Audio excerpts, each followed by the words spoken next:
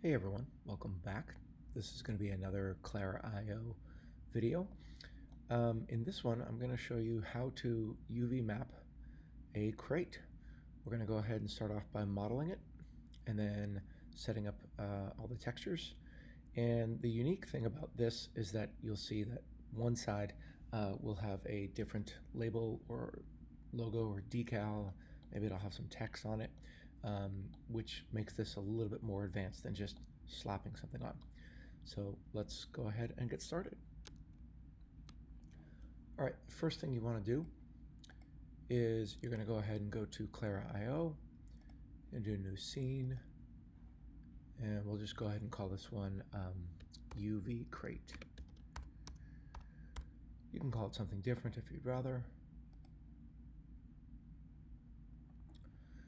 All right, and let's see, you can again either be in your quad view or you can be in your perspective view, and you're going to go ahead and add in a box.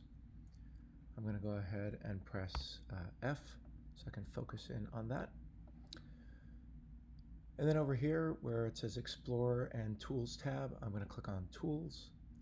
I'm going to then click on Face Mode. I'm going to select the top face, and I'm going to do an insert. You can change the amount of the insert by coming over here and changing this setting here of the offset. You can make it a little bit more, like maybe a -0.2 or something like that. For speed today, I'm just going to keep it at -0.1. All right, so I'm going to go around now. Unfortunately, you can't do this to all the sides at once. You have to do them individually. To make it easier to see, I'm going to come up here where it says realistic, and I'm going to turn on show edges. That way I can see which sides I've done.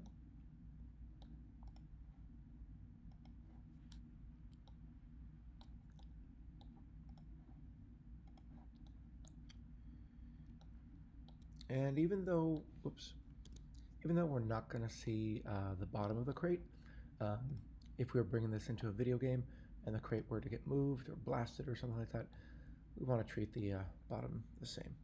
Okay, good. We're done with the insets. So now we want to go ahead and do a negative extrude. So I'm going to select the top one, I'm going to press extrude, and you can see that it does a positive extrude, so it's going outward. So I'm going to come over here and where it says length, I'm going to type in -0.05. That seems to work for me. Press return, and you can see how deep it goes in, and I think that's good. So now to make sure that's consistent, I'm going to go over here and select it. I'm going to copy it, which is Command-C on a Mac, but it's Control-C on Chromebooks and everything else. And I'm just going to repeat this. So I'm going to select another face, extrude, select the amount, and paste.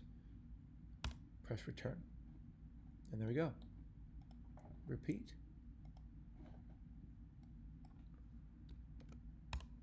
And it's basically just copying and pasting values. Don't forget to do the extrude.